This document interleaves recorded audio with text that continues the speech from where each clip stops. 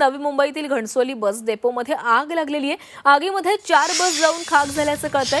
अग्निशमन गाड्या घटनास्थळी दाखल झालेल्या आहेत। तर नवी मुंबईमधून ही मोठी बातमी।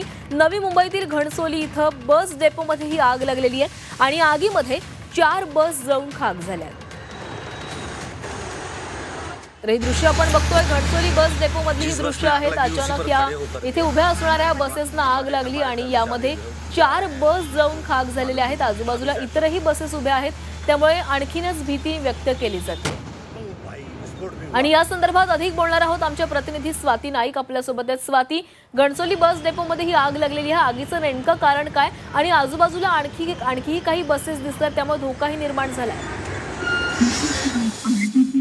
7 वाजताची ही घटना आहे सकाळची आणि सगळ्या बस या बहुतांशी बस या बस आगारमध्येच उभ्या असलेल्या दिसून येत आहेत।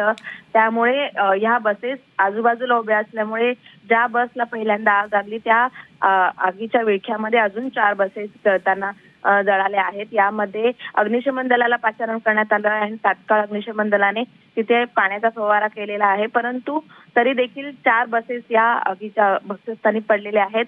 आगीचं कारण अद्याप कळलेलं नाहीये, कारण एका बसला आग लागलेली आहे एवढंच सांगण्यात येत आहे, पण ती आग कशी लागली याबाबत मात्र कोणीच माहिती देत नाहीये। परंतु आता आग नियंत्रणात आणण्यामध्ये अग्निशमन दलाला यश आलेलं आहे, त्यामुळे इथे कोणत्याही तुम्हाला दुखापत झाली नाही किंवा जीवितहानी झालेली नाहीये, परंतु बस आगारामध्ये उभ्या असलेल्या बसेसचं मात्र नुकसान झालेलं आहे। नक्कीच स्वाती, धन्यवाद तुम्ही दिलेल्या माहितीसाठी।